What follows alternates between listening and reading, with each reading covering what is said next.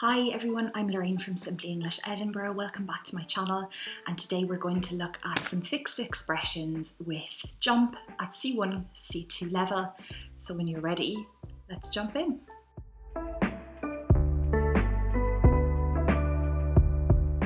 So the first expression we're going to look at today is to jump to conclusions.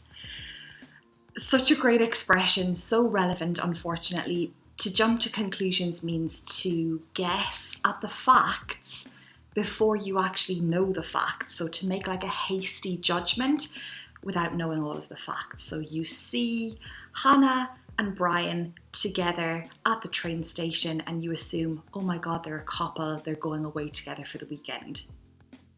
What? How have you jumped to that conclusion? So to jump to conclusions would be to make an assumption or make a guess based on something you have seen, but you haven't seen all of the facts. Gossip magazines, they are often in a lot of trouble for jumping to conclusions with their celebrity gossip, etc. The second expression today is to jump on the bandwagon.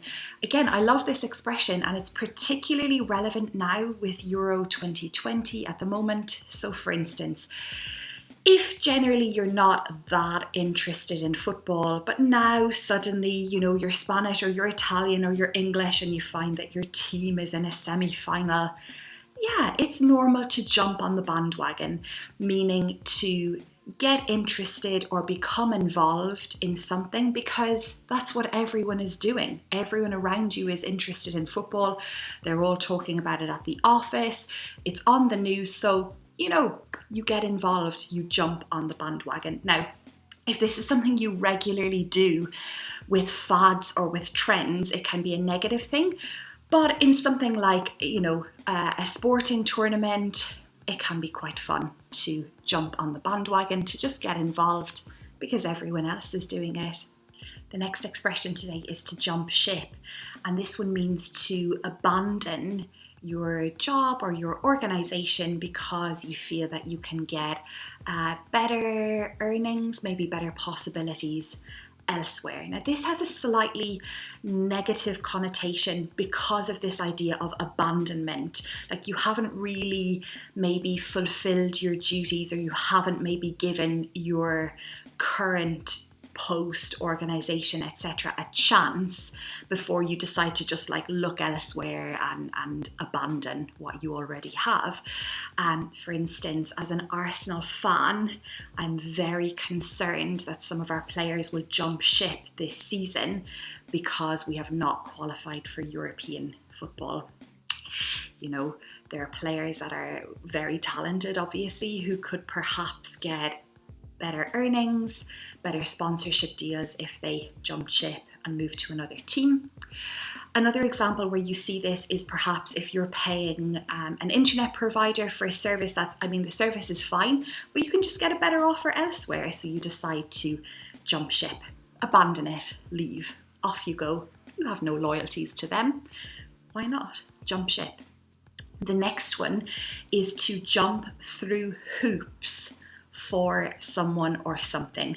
And again, this definitely has a negative connotation because the idea is that you are making a lot of effort, unnecessary effort perhaps, in order to get what you want.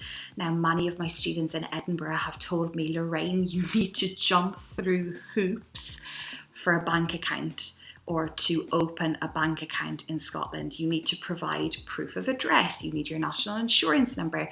Now, obviously, you need to show your settled or your pre-settled status because of Brexit. It's like red tape, obstacle. So you're jumping through hoops for the thing that you want. And it's often deemed unnecessary or just a little bit over the top. So the next one is the expression to jump the gun. And this is an idiom which actually comes from athletics. If you are watching the Olympics at the moment or have seen athletics in the past, you will see that all of the athletes line up at the start and they fire a gun and then the athletes can start running. However, if an athlete jumps the gun, it means they start running prematurely, too early, and are therefore disqualified from the race or from the event. Now, it's the same in normal day-to-day life. If you jump the gun, the idea is that you have acted prematurely or early, and that can have negative consequences as a result.